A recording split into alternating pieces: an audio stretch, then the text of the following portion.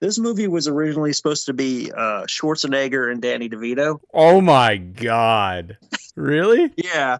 So they Wait, they Danny DeVito would have been Charlie? yeah, I would imagine. It would even be better if Danny DeVito was dead. Right. He was the fucking main guy. Yeah, that would have been. I think if you make that movie right now with those characters or those actors playing those people, like Awesome. that movie, it would be amazing. Yeah. Danny DeVito as Shep Ramsey. Come on.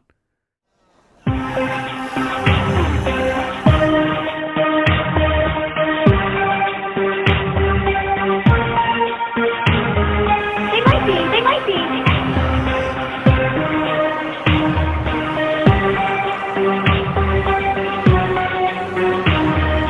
They might be. They might be.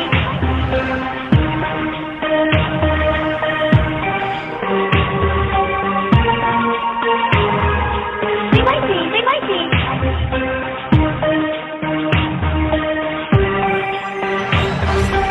Help! Help us, please! Yes, you see? They might be. They might be. All right. Welcome everyone to the first episode of They Might Be Werewolves. My co-host Van here. Say hi to the fans. Hello, everyone. We may be werewolves.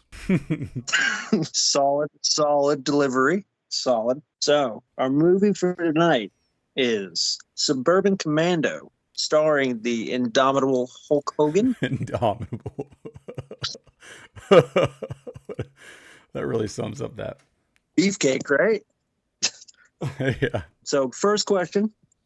Have you ever seen this movie before? Me? Yeah. No, that was the first time. And your thoughts?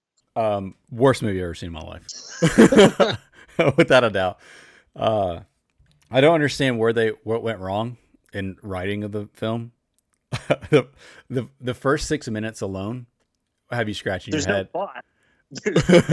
The first 6 minutes alone, without a doubt, throws you for a head spin. You have no idea what to expect with that movie. Well, I like that it starts with a straight up Star Wars ripoff. That's exactly what it was. That's exactly what it was. You have no idea. Like, I'm like, if you watch the trailer, you're like, okay, this beef guy's in a suburban I don't know, element. And then the first 6 minutes he's in space. Fucking space pirate. Trying to save the president of the galaxy, which he does not save. He fails. He does fail miserably. Yeah. And not only that, but that's got to be some of the worst acting I've ever seen in my life from Hogan. Come on. The insane When he was in the cockpit of his ship and he kept making those stupid, like, what were those stares? What was he doing? It's pro wrestling acting. He has to like act for Rosie. He has to act for 23 million people on TV. So he's got to like express big, but that's all he can do is express big facial acting. That was terrible. It literally looked like he was, you know how on SNL they read those cards? Yeah. It looked like he kept looking over and reading a card on what cue to do, and then he would do it. Because every time he would look down at something, you know he has something like Marlon Brando in the later days of his career would just have stuff written on like vases and stuff, so he didn't have to remember his lines. That was Hulk Hogan trying to do a Marlon Brando. It did an excellent job. Yeah. Absolutely amazing job. Okay, so this movie was directed by Burt Kennedy, and he was, I believe, I written down. I got to find my notes. There he is. He was 69 years old when he directed this movie. Wow. What a way to Yeah, go. he had been What a way to go out. Had to be his last movie for sure. I believe it was his last movie. It was Yeah. his last movie. You can't top that. Yeah. He's like, he spent his life doing like B-budget like cowboy films for like Bad Jack Productions, which was John Wayne's production company. Mm-hmm. But he also did like one of my favorite cowboy movies of all time called Support Your Local Sheriff, which is like That's not a real movie. It is. It's called Support Your Local Sheriff. It stars James Garner, and the Jack Elam. And Jack Elam is the next door neighbor in this movie, who's like the old war vet who's sitting in the planter that he's turned his Humvee into. Why do you have so much useless knowledge in your head? Useless information about random movies no one's seen. Why do you have, like, how do you know these directors and these actors? Like, what the fuck? That's so random. Like, that's completely random. Why do you know that? Oh. This is fun for me, and this is kind of the whole point of it. Jesus. Yeah. All right, so let's go through the plot. All right, please try to unravel that mystery. So the movie opens with Hulk Hogan trying to save the president of the universe from Commander Suter. Who? Yeah. Huh? I said yes, Suter. Yes, Suter. Terrible, terrible, evil galactic bad guy name. Terrible guy. Yeah. He fails, but he does cut off Suter's hand, which pisses off Suter, revealing that he's some kind of intergalactic mutant monster. Yeah, didn't see that one come. I'll be honest with you, that one got me. When that happened, I did not expect that. They fooled me. You weren't expecting him to go from a 5'8" Broadway producer to a 7'1" alien monster? No, I did not expect that one. That was I gotta be honest, that was one they what's that director? I'm sure you know him. M. Night twisted me. Oh, he Shyamalan'd it? They Shyamalan'd me. Excellent.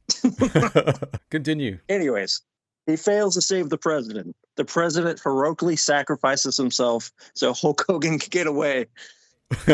So as Hulk Hogan's flying into his spaceship to escape, he gets mad at his boss, who I don't really understand their relationship, but his boss is like, you know what?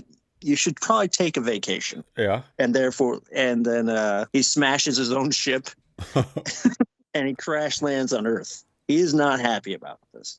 He hates Earthlings. He does, apparently. What do you think of that opening? That was, like I said, it was a lot to unpack in the first 6 minutes of a film. I don't think I've ever watched a film where so much happened that you just did not expect. It really, yeah, it was wild. And I think that what really sealed it is when you go back to they transition to the next scene, and it's just that stupid song, like, that really, really bad song, which is Hulk Hogan repeating, "But I wouldn't want to visit." Like, that's such a bad. But I wouldn't want to visit.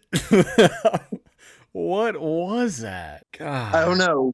Brilliant. I think it won the Grammy that year for best movie song. They had to pay people to watch that movie. So we get introduced to Christopher Lloyd and his life troubles of being a beta, not alpha, living a not alpha, not like Hogan. He's living a beta life. Beta fish life. He's living that beta fish life as a highly successful architect. Except he doesn't make enough money to pay for his bills, apparently. I was thinking about it. I was like thinking of a couple things. I was like, the moment I saw Christopher Lloyd on screen, I was like, how is he in this? Yeah, that's what I thought. I was like, how can someone, like, he's actually a really good actor. Yeah, because 89 and 90 is Back to the Future. Back to the Future. He was popular as shit. Yeah. Had to be. This came out in 91, and he did Addams Family the same year. Oh, really? Yeah, so Addams Family came out, and this came out at the same year. That's interesting. And Addams Family, Back to the Future, and Who Framed Roger Rabbit are a 4-year period for him. Dude, he was on fire, just hit after hit. Yeah, he should not be in this. No, how much? I almost wanted to, like, if you look at the budget, how much of it actually went to Christopher Lloyd. Like, I'm willing to wager 90% had to go to him for the budget. He carried that film. I had to figure it out because I was looking for interviews on this movie, and I was looking for they pushed that under the rug. They swept it right under there. There had to be. So what I found out though, is from interviews with Christopher Lloyd, is that he's like a really shy guy. Yeah. So he's not real talkative, and B, he'll take anything. Will he? You just got to check in front of him. Just pay him. Yeah, and he'll show up. He did. He carried that film. which makes sense because he's later in Piranha 3D. Piranha 3D. Gotta watch that one. Yeah, it's gonna. This might be the last Hulk Hogan movie for a while, but I don't think it's gonna be the last Christopher Lloyd. No, we gotta watch that. What's that other Hogan film? I've never seen it, but I've heard about it. Where he's like a nanny or something. Oh yeah, that's a great one, Mr. Nanny. Gotta watch that one. Yeah, I've never seen that one. I'm sure you've seen it. You've seen everything. Yeah, I've seen this movie and that one a bunch as a kid. It was one of my network video rentals every Friday. Jesus. I can imagine asking to see that movie again. I've seen it a bunch. I forgot every single thing about it until you watched it again. Yeah.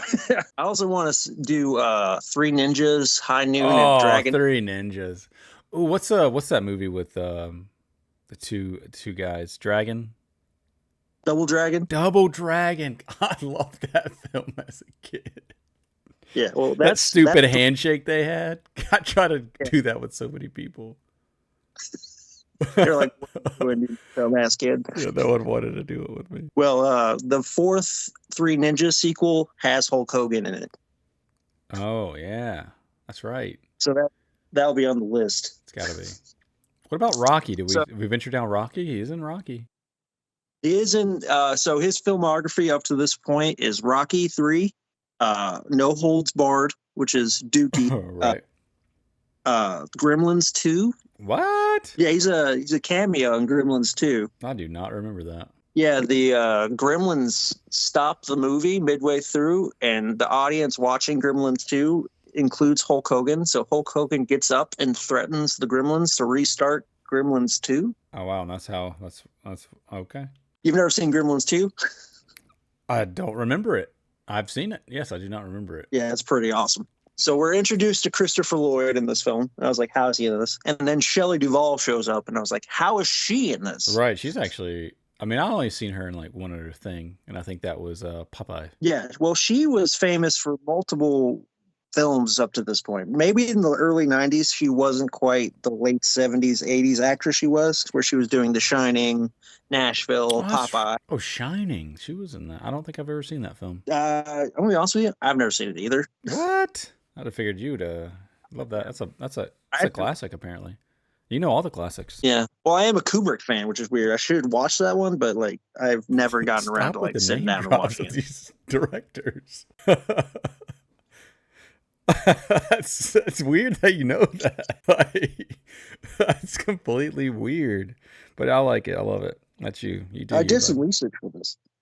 Okay, I got you. Sure, you knew we were just going to go down Shining. The Shining. I know Stanley Kubrick. You know, I've seen a bunch of movies. Yeah. Yeah, and then you get the kids who never make any impact on this film whatsoever.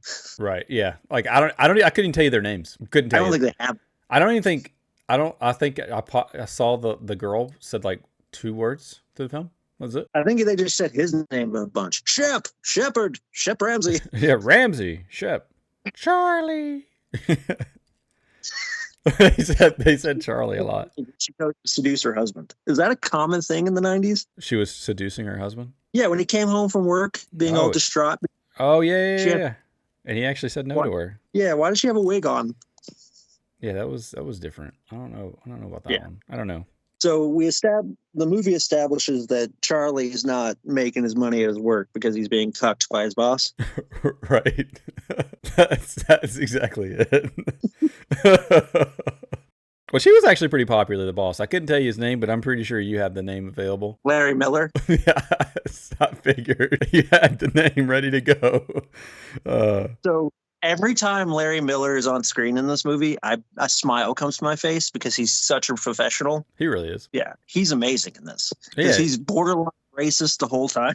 Yeah, right. With the Chinese, the Japanese guy. Oh, Japanese. Sorry. Yeah, because he's like he's just being Larry Miller the whole time, which just picks up the movie. It really did. It added that what you needed it. Yeah.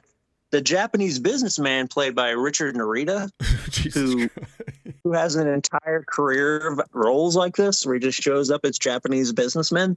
And he's also in one of my favorite movies called Murder by Death. Yeah, I don't know that one. Oh, it's a good one. We'll probably be doing it on this podcast. Sounds good. I can't wait to see that. Yeah. But he spent his early career doing roles like this, where he's like just the Japanese businessman. Just shows up in a suit. Yeah, has a translator. What a job. Yeah, that translator joke is actually funny. Which one? The one where he's like, he comes in, Larry Miller says something about their people being industrious, and he goes in Japanese, "I think I'm going to hate this guy." Yeah. And his translator goes, he says, he's very impressed by your office, and the guy says in Japanese to his translator, "You're a coward." I remember There's that. a few jokes in here that made me crack up a little bit. Yeah, there was a lot of things in there that I cracked up at. What like? I mean, take your pick. I don't know what it's about '90s movies, but they always had to have the one-liners when the good guy did something to the bad guy. Like, they had to have it. Like, I think like the entire scene when he like, and I didn't realize the Undertaker was in here. I didn't realize that until later. Yeah. But when but we'll get to it. We'll get to it. You're doing the plot. Yeah. So Shep Ramsey, played by Hulk Hogan, crashes on Earth. So he's looking for a place to stay. So this establishes the movie's trend of like Hulk Hogan just walking from random commenter to random commenter. Right. Just like people on the street be like, "You don't shop on the rack, do you, brother?" Yeah. And he's punching like vending machines because he's super strong. Super Hulk style. Yeah, super Hulk style. And like he sees a dog in a car dying because of the heat exposure. Oh, that was, yeah, and he put the owner in there. Yeah, that was. Yeah, so I liked that scene because I thought about it like logically. So he had to have taken that owner from his seat, stripped him naked, tied him up in his truck, put on his clothes, and put the dog to the bowl of food. Because they exchanged clothes. Yes, he had to get him naked. Yeah. And not only that, he put on a mask. He put one of those masks on him. Yeah. What do you call those? I don't know what you call those. Muzzles. That's the word. Yes, of course you know it. Muzzles. So that can you be a patron at that restaurant, just sitting there being like, what am I watching? Seeing fucking this like 6'4", 250-pound beefcake of a man strip down a fat naked man and put a muzzle on him and put his clothes on and then handcuff him in the car. All the while, the soundtrack of like, "It's sunny, so you need to take a vacation" playing in the background. Oh, yeah, see that. I will give it that. It had some absolute bangers of a soundtrack. Nothing will ever beat that. Yeah. But I wouldn't want to visit. Nothing will ever beat that. Nothing. Cracking me up the whole time. So he finds a sign on the wall that says "apartment for rent," and it's just an arrow to the right. Yeah, that's right. Like, it wasn't like, it was nowhere near the house, right? Yeah. It just said it's an apartment for rent, and it just pointed. Yeah. Lo and behold, no number, no contact information. Just keep walking. We got room and board down this way. Yeah. You got the money, we got the arrow. Yeah, just follow that arrow right to this place. So cut to Charlie getting home from work after being baited by his boss, not getting his raise. Comes home, finds out his wife is in the 8-hour period that he's right. Oh God, I don't want to interrupt, but yeah, keep going. What do you got to say? The turnaround, the time that it took her to change that entire shop to it was literally like not even 8 hours ago. This thing was a workshop. It was a woodsman shop. Like it was dirty. There was shit everywhere. There was tools everywhere. And then he comes home and it's a fucking it's a bed and breakfast. Like perfect. No signs of any woodworking, just like super comfortable pink house. It was perfect. Things was painted. There was a bed. There was dresser. It was perfect. That did crack me up when I saw that. I said, she did this in 8 hours? Yeah. Would she hire that one guy? What's that TV show? Ty versus House. It's about Ty. What's his name? Ty something, right? Ty Dillinger. I can't remember, but when they build those houses for people, they remodel them really fastly. They could do it in 8 hours like that. They deserve the money. I don't think I would even be mad if I came home. My wife did that in 8 hours. Honestly, we're starting a business. Like, we're going to the construction business. Are you sure you're not the architect? Right, exactly. Yeah. So, and they immediately have a customer who found their house Immediately through the arrow. Without question. And lo and behold, it was the Hulkster. Yep. So when Charlie gets home, we're introduced to his neighbors and how they treat him. There's a series of kids who disrespect him. There's a homicidal car driver just flying down the road without regard to anybody's safety. There's his next door neighbors building a hot rod. They constantly park in front of his house. Yeah. It's like a drag racer too. It's not even like it's not even like it's just like there's two of them too. Like why would you need more than one? But yeah, he has two of them. Yeah, and they're just literally perfectly placed to block any his driveway. And like, I don't know if he's the driver of the drag racer or not, but he's definitely got two of them. Yeah.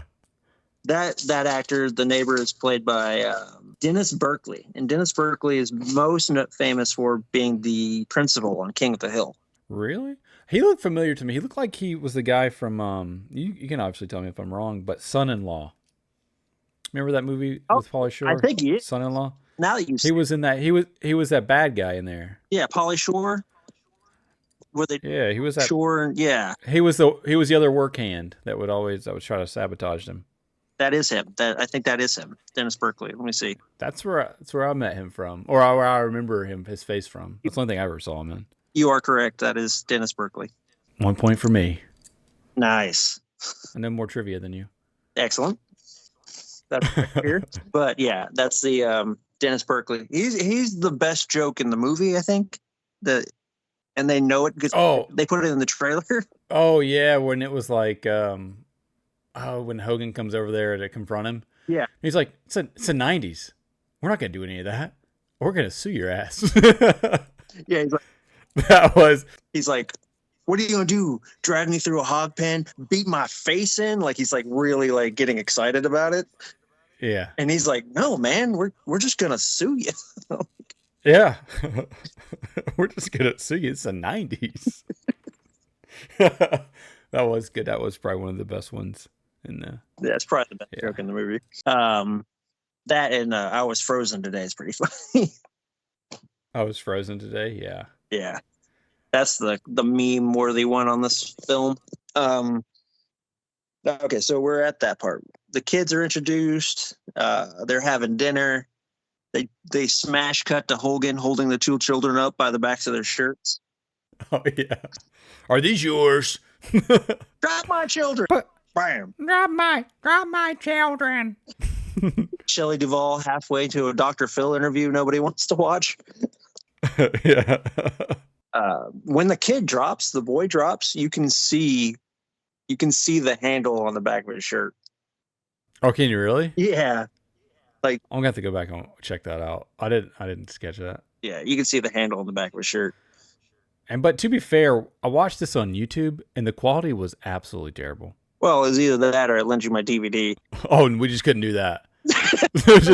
we just couldn't have that precious thing out in the open.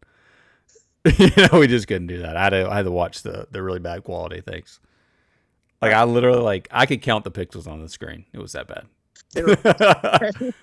At a nice 180 rate. Oh, it was terrible. Like I was at one point, I was like, dude, I can't make this out. Any of it. Sometimes their faces would just be blurry, and I was like, I think that looks like Hogan. Well, you can't miss Hogan. He's the orange beefsicle on the screen. That's true. That Goldilocks. You see the hair. It's like he's just like if you ever played like a Roblox, he's just like a block. He was just like a block with like blonde. I just saw the blonde hair. Correct, yeah. Well, he's got horrible hair. It's the worst. Oh, terrible hair. What is that? They should have. Why didn't they put the bandana on him? I don't know. Some kind of space bandana, like with the space cover. Yeah, or something. Something. Yeah. Yeah. So Christopher Lloyd gets Charlie gets nervous that he can't protect his wife in case Hulk Hogan wants to have his way with her, and I'd be nervous too. Yeah, and legitimate concern because let's be honest, no one's stopping that man. No, nobody has a contingency plan for Hulk Hogan. No one ever has a plan for Hogan. Yeah. You think he planned for everything, and then he didn't, because you didn't plan for Hogan. Yeah. The real American starts playing, and the next thing you know, he's banging your wife. Yeah, and he's leg dropping you. Yeah. Oh no, brother. Sorry, brother. So on another note, this movie was originally supposed to be Schwarzenegger and Danny DeVito. Oh my God. Really? Yeah. So they Wait.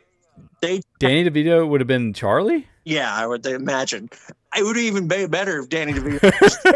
Right. He was the fucking main guy. Yeah, that would have been. I think if you make that movie right now with those characters or those actors playing those people, like that movie, it would be amazing. Yeah. Danny DeVito as Shep Ramsey. Come on. Hey, can we just talk about Shep? It sounds like Chef Ramsey. Yeah. I think it's short for shepherd, but I don't want to be. I don't. But could you imagine? That'd just be so funny to take Hogan out of all those scenes and everything he's done so far, and just put Danny DeVito. Just swap Danny DeVito. Yeah. Gosh, that would be amazing. So they passed on it for Twins. Which ultimately probably was a better movie. Yeah, it's a way better movie. I would watch Twins 100 times over this. Right. Yes. Yeah. But I thought Twins was Arnold though, wasn't it? Yes. It was. That was what I was saying. This movie was supposed to be Danny DeVito and Arnold Schwarzenegger. Oh, I thought you said Sylvester. Sorry about that. Oh, did I say Sylvester Stallone? I can't remember. I thought you did. I mean, Sylvester Stallone and Hulk Hogan are pretty interchangeable. Yeah, you can swap any one of them out. Yeah. Although I will give Sylvester, he's probably a better actor. I'll give him that. Yeah. But can you imagine Hulk Hogan doing Rambo, First Blood 1? Oh, no, I don't think again. I actually love Give you war, First Blood. Believe, brother. Right. Oh, the punchlines would have been amazing. Yeah, and it was originally supposed to be called Urban Commando. Can you imagine what this movie had been like had Hulk Hogan landed in like Compton? Oh gosh. Oh no, brother. I don't know how that was. That one would have been. That would have been different. Yeah. I hate suburbia. He says so often in the film. Okay, so where were we? So Christopher Lloyd's wary of Hulk Hogan's presence in his home. So he's like watching him through the window, hiding his stuff, like in plain sight. Yeah, right. Hiding his alien weaponry under his bed mattress, his mattress. Yes, that's true. Yeah, I remember that. And he goes into the room and finds his gun and fires it through the wall, blowing up his neighbor's hot rod next door. Yeah, I remember that. But I think in a scene later, you go back there and that hot rod's there. Yeah, it's definitely an error. It's not like blown up or nothing. It's perfectly fine. Yeah, it was definitely a continuity error for a joke. Oh yeah. For some inexplicable reason, Hulk Hogan has to take a jog at night to go see his ship, which just leads to a series of gags for Hulk Hogan. Yep. When he got introduced to the mime. Yeah. Right? He's running along the street. A lady is mugged. And horrible things happen to women in this movie. But this lady is mugged by a purse snatcher. And like he's running off into the distance. The next thing he sees the purse snatcher in the shadow being picked up by a big man. It's Hulk Hogan jogging with a purse snatcher. And he throws him in a dumpster. Here you go, ma'am. Yeah. What does he do to the mime? The mime's... Well, first of all, nobody should trust a mime who's just miming in the middle of the night on the side of the street. With no one to watch. Yeah, they especially with their dress, they look like burglars. Yeah. Like you're in dark black clothing and white face make. You look like Sting. That may be why he got so confused. Yeah, it could have been. I'm surprised he didn't drop a leg drop. And I'm honestly really surprised. Correct me if I'm wrong. I didn't see any leg drops in this film. No, the closest that you come to a leg drop is the big intergalactic bounty hunter fight at the end. Oh, yeah, we got to get on that. We'll get to that later, but my God, I got a lot to say about that. The mime is a joke in threes. So, like, the first joke is he's trapped in a box, and he's like, I'm going to free you, brother, and he punches the mime dead in the face. Yeah. This made me laugh. I feel ashamed, but I literally cackled for a minute. Yeah, that was funny. I mean, we were laughing at that quite a bit. I think it was just the framing of the punch, because the punch looked like it actually hurt. Yeah, like he actually connected with it. Yeah. I mean, he sold that punch well. Yeah. The mime was doing a good job on selling this stupid shit. Yeah, he was. Then we cut to him encountering a car with a robotic AI alarm system. Oh, that's right, where it's just constantly talking to him. Yeah. Step away from the car. Oh, wait, no. Take the car. Leave me. Or something. It was just like... Life. It was so stupid. Such a dumb... Why add that in the movie? Like, why write that in? Someone... Like, that's what... Like, you go there and you watch these old movies and you're sitting there and someone wrote this and they're like, yeah, that's... that's funny. We should put that in there. The writer Leave it in. movie, Frank Capallo, also wrote Constantine with Keanu Reeves. What? How? With a pen and a paper, I think. Or a typewriter. Yeah, but like, how do you go from Suburban Commando to John Constantine? I guess you got Constantine because it's like, it's already a comic, so you can kind of just draw from that. It's not really much writing. Well, I mean, I guess people deserve second chances. I don't know, man. Like, after Hulk Hogan, this movie, I would have burned that guy's career. Yeah. They shot Burt Kennedy after this. Like, he didn't retire. They shot him. He's dead. Well, he is dead, but like, where were we? But I will give it this though. Like, a lot of the movies in the 90s, like, at least they were inventive. Like, they were innovative. They weren't afraid to write stuff. Like, they would come up with crazy, ridiculous ideas. Well, most of those movies is ripped off better sci-fi films. Yeah. Like Star Wars, like yeah, but what I mean is, like, they're not afraid to put it together. Like, nowadays, like, every movie that comes out is either a comic book or it's just a remake. That's fair. I'm not gonna disargue that point. That's a But back then there was like, they weren't, well, fuck it, make a movie about it. That sounds like a great idea. Like, what are we gonna make it about? Who gives a shit? They'll watch it. Yeah, we'll put Danny DeVito in a spaceship. All right, yeah, sorry, continue. Okay, so where does it pick up from here? You take it for a second. Okay, he goes to the mime. He does that. He goes to the spaceship. He checks all the power, and which, by the way, was crazy in the beginning when he actually went there and turned on all the power. Yeah, and it was just like a dance studio. Yeah, it's a disco or something. I think. A disco, yeah. And then he go into he steps into an arcade somehow. Yeah, like a bunch with a bunch of kids playing a game, and he's just sitting there staring at it, staring out, telling this kid to do all this stuff, doing all this stuff, and then he takes over, and then the machine breaks, and a little white flag comes out. like what was that? Like, he beat the game so bad, he must have been a very good arcade player, because every time I beat somebody at Tekken in the early days of the 90s, a little white flag would come out. Yeah.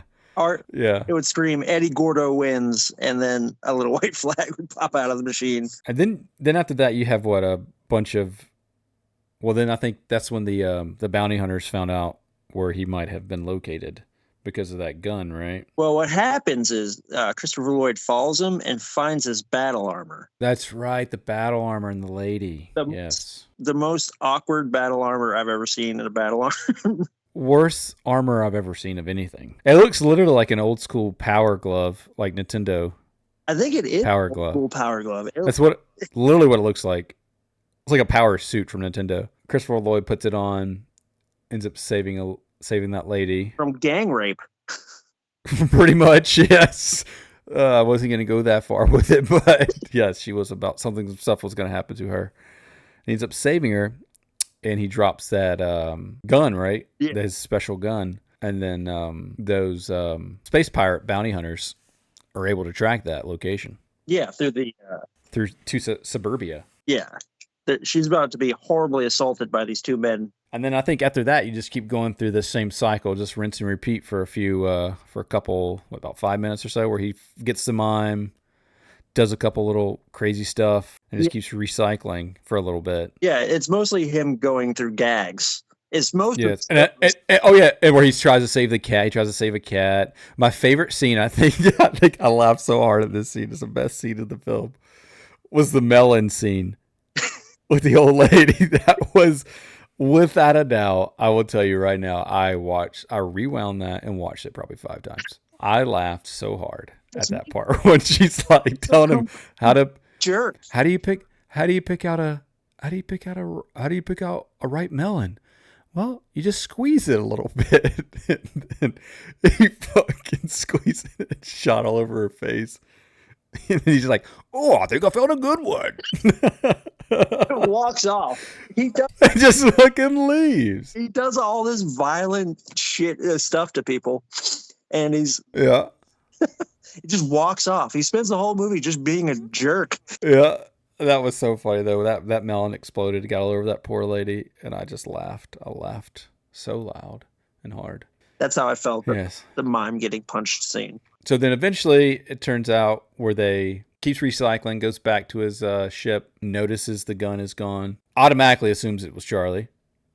Like, never saw him before this chance. He just automatically said, they have not introduced to each other yet that one is from space. Right, they have no idea. Yeah, nobody has any idea that he's from space. Charlie kind of just figures it out from the weaponry. And by following him around. Yeah, but Hulk Hogan never tells him he's from space. No, never tells him. But it's just funny that immediately as soon as he realizes it's gone, he goes right to Charlie. Yeah, that little beta. It was Charlie. I know it was. Yeah. And it turns out those thugs that were going to brutally molest that lady stole that gun. Yeah. And they were using it to rob a bank. Yeah. So real quick on that molestation scene, I just realized where it's from. It's from RoboCop. It is? Yeah, it's 100% ripped off RoboCop. Because there's a scene where like somebody's about to do the same thing and RoboCop shows up all like disjointed and hard to walk. And the guy's got her. He's like, "Put her down, punk." And he shoots the guy through the skirt. I don't remember that. I don't remember any of these movies from my childhood. I watched RoboCop a lot. I do not remember that. Yeah. It's one of the RoboCops. I can't remember if it was RoboCop 1, 2, or 3, but there was 3? Yeah, the third one he gets a jetpack and fights robot ninjas. Oh my gosh. I don't think I've seen that one, but I must see it now. Guess what we've added to the list? That one's on the list. All right, so they end up tracking these bad guys down to this bank, and where everyone seems to be frozen. Yeah. Solid. Yeah. Everything's frozen. Hogan just makes everybody more comfortable by saying, "Listen, they're gonna be okay. It takes like 30 minutes to wear off. Don't worry about any consequences. He's just gonna have a bad headache." Yeah. That's it. Yeah, it's fine. Which leads to my favorite image in the whole movie is when they're fighting the two thugs with the freeze gun and they hit Hulk Hogan with the freeze gun and they think they've frozen him, but he's chugging something. Oh, yes. Wipes his mouth violently, all covered in like liquid and sweat, and goes, "Antifreeze." Yeah. Antifreeze. Like a skit from like wrestling or something. Oh, I remember that. Like, what kind of Hulk Hogan nightmare just occurred? That's something you would see in Night Terror. You're right, because they literally blasted him with the spray that really, let's be honest, looked like it was just a fire extinguisher. Like it's just a gun shooting out whatever that's inside fire extinguishers. I don't know what that is. To our audience, imagine like the same concept of Mr. Freeze's freeze ray, but attached to a hose. Yes, but a little gun. Yeah, like the cricket from Men in Black. Yeah, the tiny little cricket from Men in Black, yes. And then he just says, "Antifreeze." Drinking antifreeze. Yeah. Oh, what a ridiculous movie this was. Then he proceeds to beat them up. And that's when we're introduced to the bounty hunters, who are apparently Commander Suter's only 2 men in the universe. He is the president of the universe? Is that right? I don't know. And he has 2 men. Conqueror of the universe, but he's got 2 guys. One of them is Tony Longo, the actor Tony Longo, who does this kind of role in a bunch of stuff. Like he usually plays like the heavy, like the mafia heavy, alongside another skinny mafia guy, and Mark Calloway, who wrestling fans would know as the Undertaker. The Undertaker, which I don't think at this point I realized that was the Undertaker. It took me a while. Yeah. I don't think I realized it was the Undertaker until later when he actually talks, and you have that close up of his face. I was like, that's the Undertaker. Yeah, he had not debuted for the WWF at this point while filming this movie. He wouldn't debut. Is that the French pronunciation? I believe it's a débois. I think it's a soft one. Okay, Débois. so he went Débois to SummerSlam 1990, I believe, or Survivor Series. I don't know. I can't remember. I don't remember. I think I was what, 3 years old, 91? Yeah. I don't remember that. You would have been the target audience for this film. Exactly. But yeah, so he starts fighting bounty hunters in the bank, but he closes the bank door on them. Oh, did we skip one of the better jokes of the movie where he's like, they're looking for the gun in the discotheque, and then Hulk Hogan realizes he has a tracker for the gun this whole time, and Chris goes, why didn't we just use that in the first place? And the only response Hulk Hogan has is, shut up.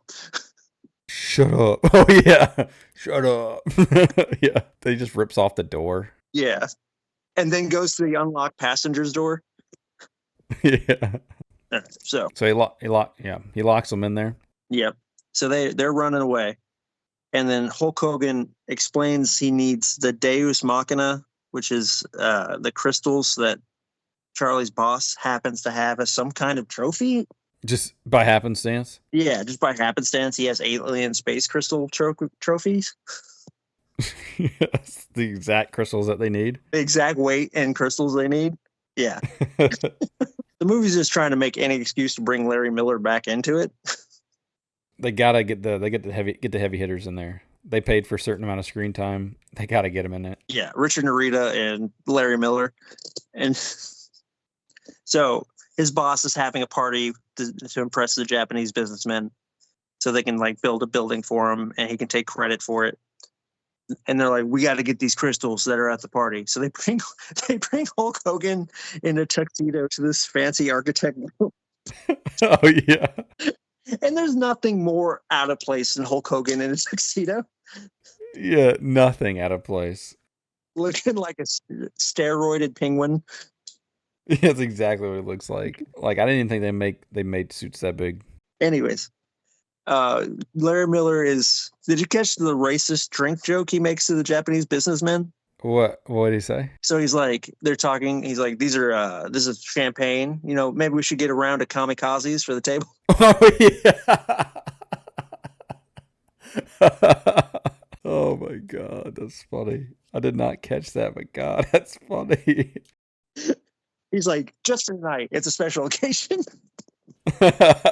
Oh, that's funny. And I think right before they go up the elevator to get those crystals, I think Hogan, really, he lets out one of the, probably the greatest quotes of all time. Really moving quote. Do you remember it? No, what did he say? I spend all my time saving worlds and never really living in them. And that's exactly how he delivered it. I remember when he said that, I paused it and I just sat there and I thought. I really just thought about Hogan on the screen. About life and did he really just say that? Like what? It's because he got hit on by that hot secretary. He's That's true, yeah. It made him pause and wonder. I remember hearing that and I was like, gosh, that's great. So the bounty hunters track him to the architect building, and like to get ready for the battle, they like release cords on their suit that makes their shoes explode off, revealing like battle jetpack shoes. Yes. They proceed to hinder them in every possible way in this fight. Yes, it was used against them. They didn't help them. No, at all. In fact, they probably would have won had they not had the shoes on. If they had not used the shoes, yes, I feel like they probably could have won the fight. Yes. Because They're like jet shoes. So at one point, Hogan has knocked one of the bounty hunters through the floor somehow, because the whole building's built like out of cardboard paper, apparently. Yeah, that's right. Yeah, and one of them falls right through. Yeah, and he gets knocked on the floor by the Undertaker, and he hits the Undertaker's shoes after hitting a one-liner, and it sends the Undertaker through like 30 feet. Oh, God. You can't just skip over the one-liners. You have to say them. What was the one-liner? I don't even remember what he said. Oh, you're pretty light on your feet. You know, for a big guy, you're pretty light on your feet. And he said, have a nice flight. Camel breath. And then Undertaker shoots through the top. And then right after that, the other guy that he just moments before dropped down comes through the bottom now and grabs his foot. And then he says, talk about cheap construction. And then I think then he says, what was the other one-liner? He said, what is this, a tag team? Because I'm in wrestling, brother, if you didn't know. And then they just keep battling it out. And then eventually he gets close to the Undertaker's face. And this is when I found out it was actually Undertaker. And he talks. And it's that stupid voice. What was that? What did he say? I don't remember. You're dead, Ramsey. Yeah, it's exactly what I said. Like a high pitch. You're gonna die, Ramsey.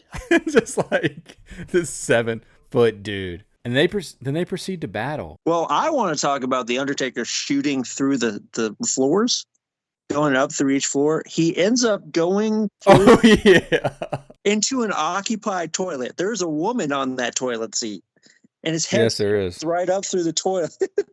He was going through all the floors after he sent him up, and he landed. He kept going. And how many floors was it? It had to be at least 20. They kept cutting back to him, just slamming through wood floors. And then then you picture a lady sitting on a toilet, and then his head just comes up. Can you imagine being on that toilet when the Undertaker's head just comes flying up under you into your ass? That'd be one for the ages. How's the fight finish? How does it finish? They eventually make it back down. Hospital bed. Yeah, they get on a hospital bed somehow because he comes back down. Yeah. Going through the lady's toilet. He comes back down, and they somehow end up on a hospital bed, and then his shoes activate again, which, again, hindering him. Yeah. And then Hogan's holding him, and then Hogan grabs a hold of a pole, and they just start spinning around in circles. Yeah. Just spinning around constantly. And then Hogan just finally lets go, and then that sends the Undertaker flying. With like a cartoon like frame in the wall of an outline of him. Right. Yes. That's exactly right. Oh. And then I'm trying to think what happens after that. So what happens is they get the crystals, they steal the crystals, they go back to the ship to recharge the ship, and he tells Charlie to go home and make sure he didn't leave any equipment behind. Right. Little does Charlie know that General Suter has beaten him there. Yes, General Suter is there. Who you never saw again other than the first 6 minutes of the movie. Well, he does send the bounty hunters at one point. Oh, that's right, he does, yes. That must have been the last of his empire, because it's just him and a gun. Yes, and those two guys were the last of it. Yeah. It's just him and a gun now. Yeah. Who he proceeds to takes Charlie's family. Yeah, and this guy looks like your stereotypical like stage play director. Right. Yeah, and I'm pretty sure that's what I think I looked it up. He was like a stage actor. Yeah, and like he's got like the big expressive eyebrows, and he's delivering everything like it's on Broadway. Super expressive. Yes, he was very, very expressive with his acting. Yeah. So Charlie take him to Shep with the family. He's holding him hostage. He's like, I'm sorry, Charlie. He's like, I told you I didn't do goodbyes.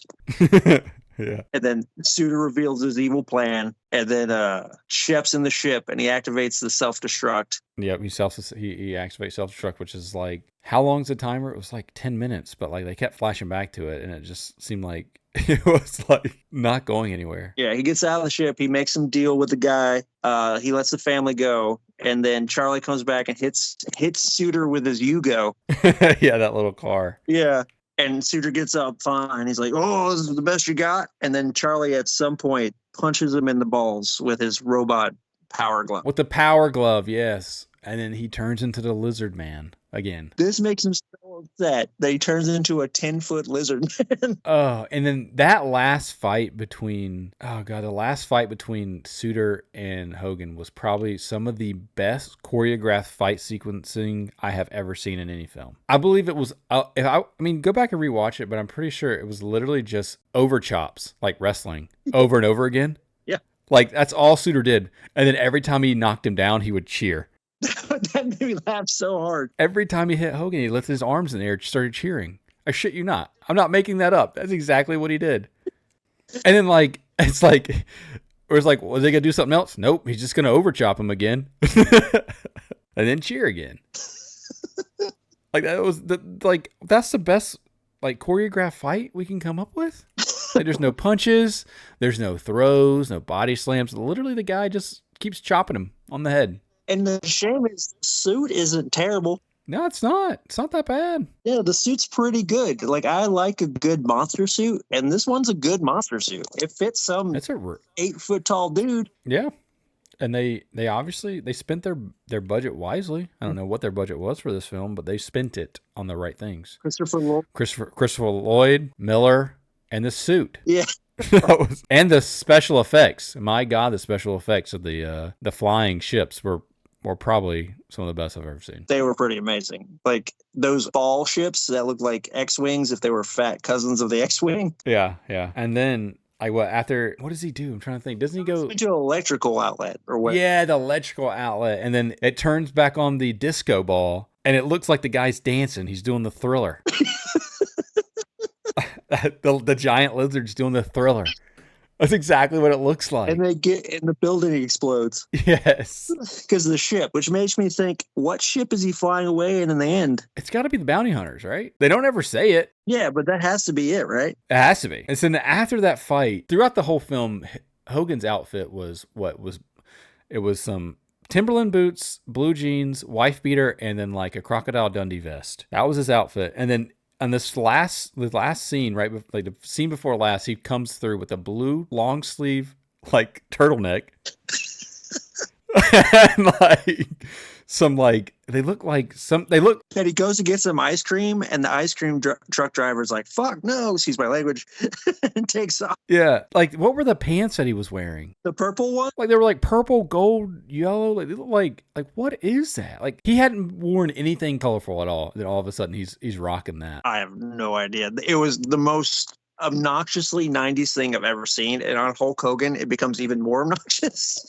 Like I want to find that outfit and I want to wear it for Halloween or just life in general, just in any time, any place. I just want to wear it. And then you go through, and then he's going back through fixing all these mistakes, I guess, right, with all these other people. He gets on the skateboard. My God, the skateboarding scene was epic. He gets a skateboard from that kid. He does some flips. He does a fucking backflip on the skateboard. And then not only did he do one backflip, he did two backflips. And my favorite parts were one of the yells, "Cowabunga!" He does a handstand. Oh yeah, because one of the kids goes, "No way," and he goes, "By way." Right, and this whole scene makes no sense because it cuts from the ship blowing up to that. Yeah, it cuts from his ship blew up and he goes to that. Well, they're resolving all the storylines. They're resolving all like the neighborhood bully stuff. They're resolving the Larry Miller stuff. Charlie's no longer not standing up for himself at work. Larry Miller's no longer stealing his ideas. Yeah, that's right. Oh, I also wanted to address a piece of nerd problem.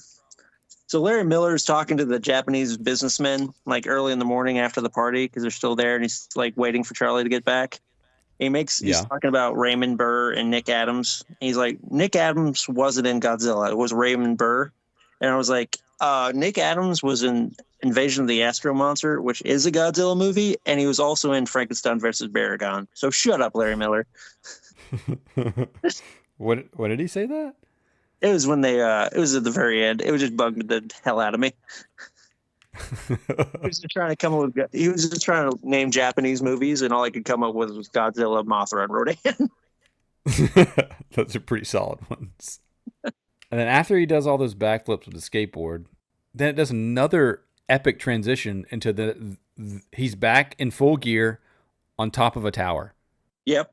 And he's got the secretary taking her as like road strange. Right. Well, like what are these cutscenes? Like, there's nothing. There's no building up. There's nothing. Like, he goes from a ship building up, then he's skateboarding, doing backflips, and then he's back on top of a tower in his spacesuit. This all happens like in a matter of minutes. The movie's got to close up the dramatic plot lines. It almost seems like they only had enough film for the amount of time they had. And like they had to, like, we got to do it quick. We got to do it quick. We got to do it quick. We can't just we can't add more stuff. We got to come on. We got to. If people are still watching this far into the movie, they're not going to care. Yeah. But for a movie with so little plot, so much happens. There was literally, honestly, no plot to that film. No, he lands on Earth, running away from the boss he meets at the beginning of the movie. He meets Charlie, fixes Charlie's life. Never talks I don't think he ever speaks to the children. I don't think that he does either. I don't think movie made no sense. Any of it. Gag to gag to gag to gag. It just seemed like it seems like a long running SNL skit. Yeah, that's what it was. Like if you break them up, like if you break it up in sections, it 100% could be an SNL skit. All of it. Yeah, every scene. Not every single scene. Like the stuff you wouldn't see, like not the classic 90s stuff, but like the early 2000s stuff where none of it's any good. Yeah, that's exactly. Yeah. Oh my goodness. And then they do the scene, the takeoff, where obviously he gets the secretary. We're assuming the bounty hunter ship. I don't know where he got the ship from because his ship just blew up. It has to be the bounty hunter. Yeah, I don't know. It has to be. I mean, they don't ever answer that question. Maybe they do. I don't know. I think I was so toned out by that point in the film. I was like, I didn't even question it till we were talking about it. I was like, wait. Yeah, wait, like not just 5 minutes ago they blew your ship up. Yeah, you blew up your own ship. Now you're flying away in a spaceship. Like, yeah. What? Yes. All right, guys. Now we're getting to the final verdicts. What is your verdict on this film? I think it's a 10 out of 10. I think at this point, like having seen the film, it is undoubtedly probably one of the worst films ever made. Like you have to say that. Like it has to go down as one of the worst. It almost seems like it's like I said, it's a long running just gag. But when you do movies like that, it almost becomes like a classic, kind of like Sharknado. Yeah, like those type movies. Like it's so bad, but like it's so over the top. It's good. Yeah. Which is also reminds me of a really good film. Remember that movie with Sylvester Stallone about arm wrestling? Over the Top? Yeah, Over the Top. The only way he can get custody of his son is through an arm wrestling contest. Dude, we have got to watch that movie. But yeah, I think it's a classic. It's obviously a terrible movie, but it's a classic. Excellent. It's bad, but I have a certain love for it for nostalgia reasons, but it's bad. And Hulk Hogan's not a great human being, but like the character of Hulk Hogan, there's something about him I find charismatic. Oh yeah, for sure. Like even in this movie where he spends the whole movie being a jerk. What you think? He thinks he's helping people? Yeah. But he really just causes every problem in the film. Yes, he does. Every single problem. And he just resolves everything through some kind of violence.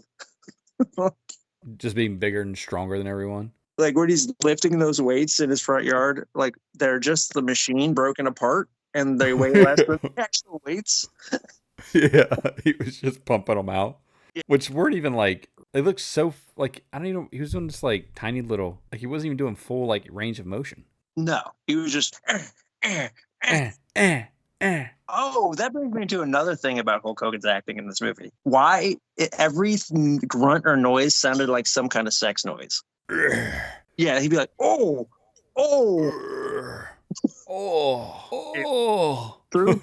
It threw me out of everything. I was like, what is happening? Yeah, I remember that. All right, guys. Next week will be me and werewolf member Tom talking about Wag the Dog.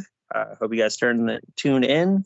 I don't know if it's next week, depends on editing time, but next episode. And then what do you think will be the next film for this one with you and me? Oh, dude, I don't know, man. I want to watch Over the Top so bad now. But ever since you told me about the RoboCop fighting ninjas. You want to do RoboCop 3? I don't know if I want to do RoboCop 3 because I will go into it blind because I don't remember RoboCop 1 or 2. I think it's got to be Over the Top. I want to watch Over the Top. I want to watch Over the Top. Clone save his family dynamic through arm wrestling. Yeah, I mean that just sounds like an absolute amazing, like, that plot alone. I want to watch it for that plot. At least it has a fucking plot. It's not so Like, it's going from ridiculous. gag to gag, beating up mimes. As ridiculously as it is, it has a plot. He has to arm wrestle to get his kid. All right, that sounds like a plan. I've never seen Over the Top, so it should be a treat. All right, brother, I'm gonna sign off. All right.